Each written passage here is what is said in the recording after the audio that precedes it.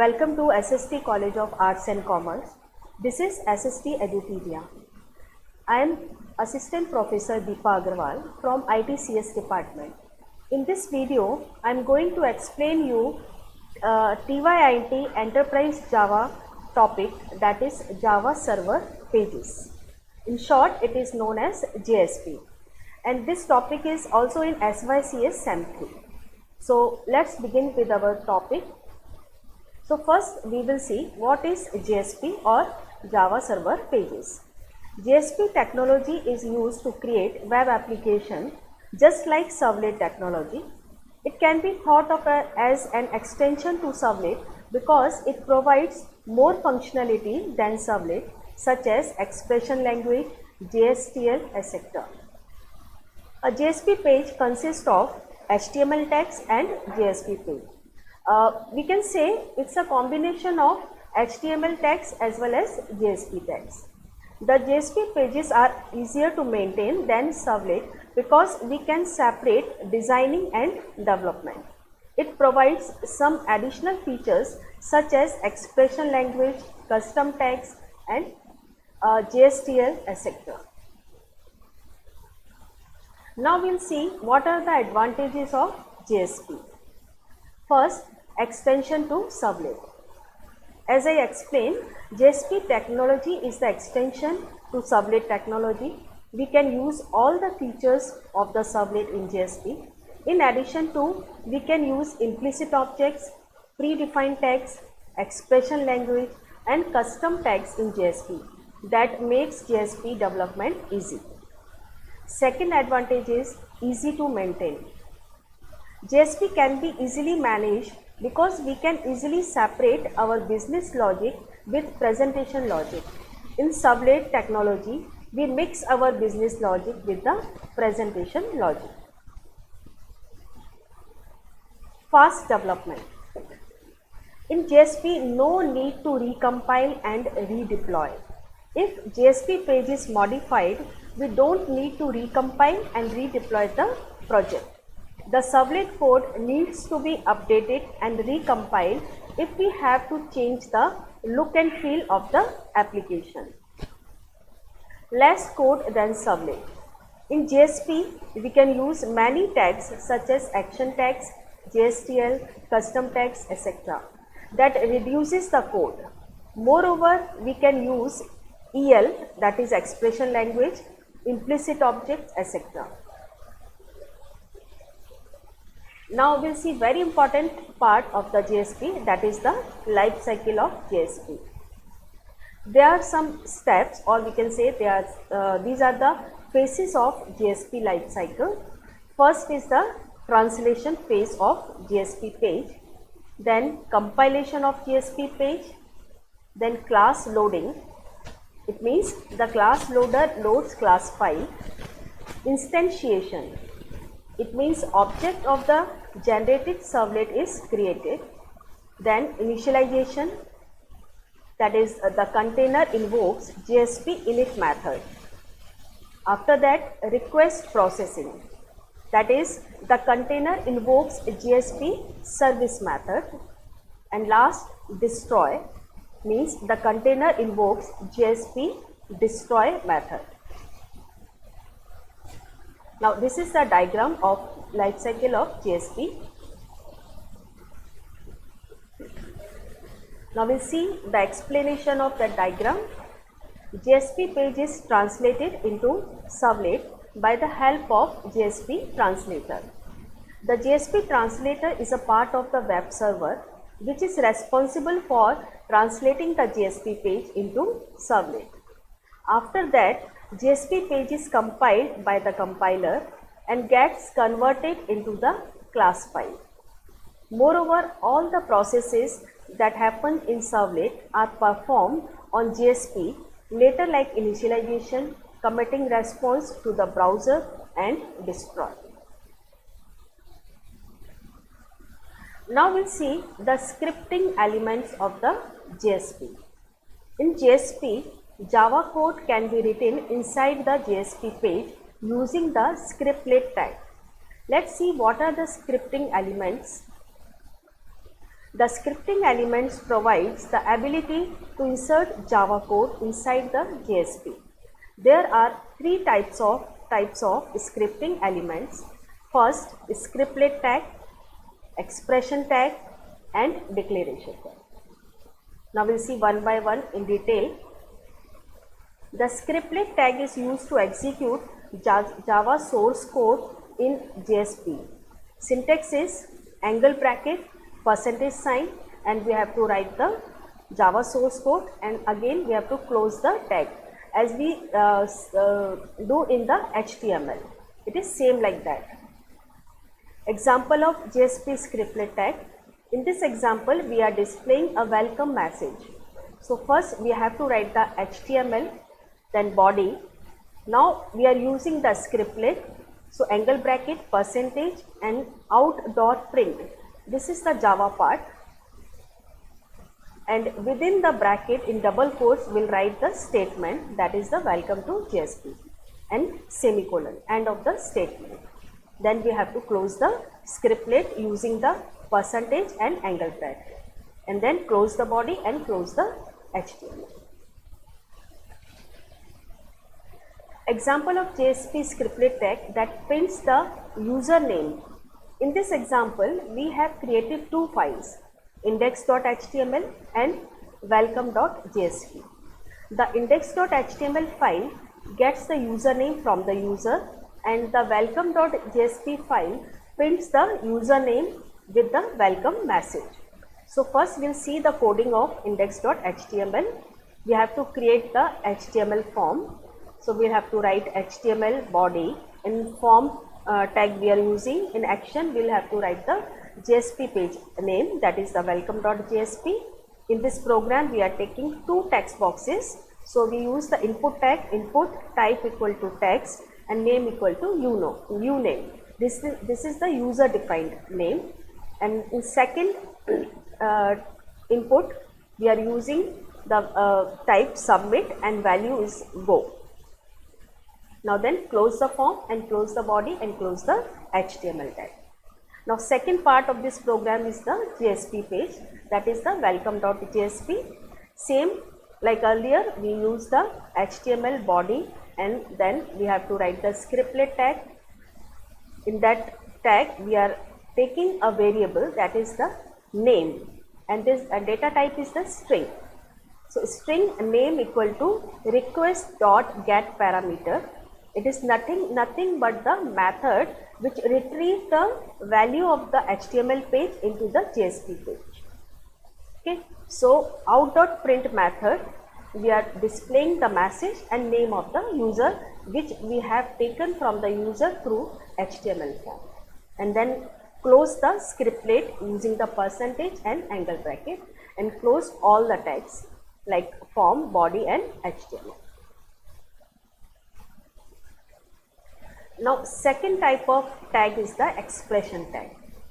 The code placed within JSP expression tag is written to the output stream of the response. So no need to write out.print method to write the data. It is mainly used to print the values of variable or method.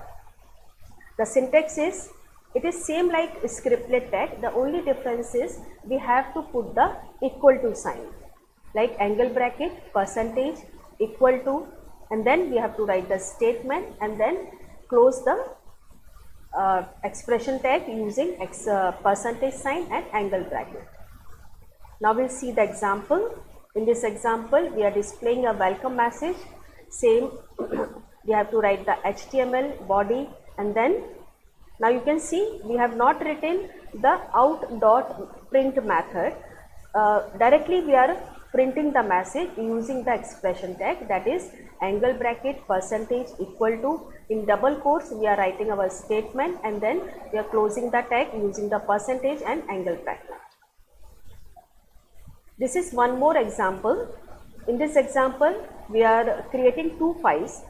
First is the HTML file. Through this file we are taking the value from the user, and second file is the welcome.jsp. In that file we are retrieving the value which we have inserted through HTML page, and printing using the expression tag. So let's see the example. In index.jsp file, HTML body, form action, welcome.jsp, this is the name of the JSP file, and there are two input tags. One is the for username, and second for the submit button. And this is the way to print the welcome message through the expression tag. You can see we are not writing out.print method here. Directly we are using the request.get parameter method and printing the welcome message with the name of the user.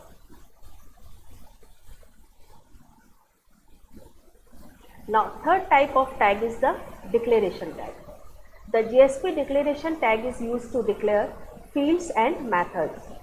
The code written inside the JSP declaration tag is placed outside the service method of auto-generated servlet. So it does not get memory at each request. The syntax of the declaration tags is follows: angle bracket, percentage, exclamation sign, field or method declaration, and then close the tag with the help of percentage and angle bracket.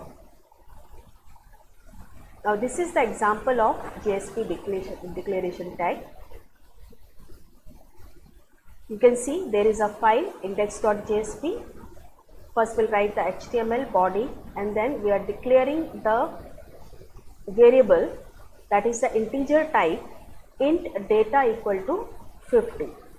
Normally we do in Java is same, but here we are using the tag. Then with the help of expression tag we are printing the value of that variable. So angle bracket, percentage equal to, and then message plus variable, that is the data, and then close the tag with the help of percentage and angle bracket. There is one more example of declaration tag. In this example we are calculating the cube of a given number. So you can see in declaration tag we are writing the method int, this is the data type, cube is the name of the method, that is the parameterized method. So within the bracket we have written the int n, and it's returning the value. We are calculating the cube of that number, so return n into n into n, and then we close the declaration tag. And in expression tag we are printing the value of the same method which we have declared in the declaration tag, that is the cube. So cube of 3 is, the method name is cube, and we are passing the value to the parameterized method, that is the 3. So you can see in this way we can declare the variables as well as methods using the JSP declaration tag. Now we'll see a difference between JSP scriptlet tag and declaration tag. The JSP scriptlet tag can only declare variables, not methods. The JSP declaration tag declare variables as well as methods. The declaration of a scriptlet tag is placed inside the JSP service method. But in declaration tag, the declaration of the JSP declaration tag is placed outside the service method. So this is the main two differences between the JSP scriptlet tag and JSP declaration tag. The next part of JSP is the JSP directives. JSP directives provides directions and instruction to the container, telling it how to handle certain aspects of the JSP processing. The syntax is angle bracket, percentage, @ and directive. We have to write the name of the directive here, and then its attribute and its value, and then close the tag using percentage and angle bracket. So there are three types of directive tags. First is page directive. The page directive is used to provide instructions to the container, these instructions pertain to the current JSP page. Means its scope is the page, current page. You can see the syntax angle bracket percentage @ sign page is the name of the directive, and then attribute equal to value. The second type is the include directive. The include directive is used to include a file during the translation phase. This directive tells the container to merge the content of other external files with the current JSP during the translation phase. And syntax is angle bracket percentage @ sign include, that is the name of the directive, and file equal to related URL. We have to write the address of the file over here. And third one is the taglib directive. The taglib directive declares that our JSP page uses a set of custom tags, identifies the location of the library, and provides means for the identifying the custom tags in our JSP page. Syntax angle bracket percentage @ sign taglib URI equal to address of the URI, and prefix we have to use. We have to mention the prefix here. The next part of JSP is the implicit objects. Implicit objects are the Java objects that the JSP container makes available to the developers in each page, and the developer can call them directly without being explicitly declared. JSP implicit objects are also called predefined variables. There are 9 types of implicit objects that JSP supports. First is the request. This is the HTTP servlet request object associated with the request. Response. This is the HTTP servlet response object associated with the response to the client. Next object is the out. This is the print writer object used to send output to the client. Session implicit object. This is the HTTP session object associated with the request. Next is application implicit object. This is the servlet context object associated with the application context. Next implicit object is the config. This is the servlet config object associated with the page. Next, page context. This encapsulates use of server specific features like higher performance JSP writers. Then page implicit object. This is simply a synonym for this and is used to call the method defined by the translated servlet class. And last one is the exception implicit object. The exception object allows the exception data to be accessed by designated JSP page. So in this video we have covered the introduction of JSP, advantages and life cycle, scripting elements, JSP directives and implicit objects. Thank you.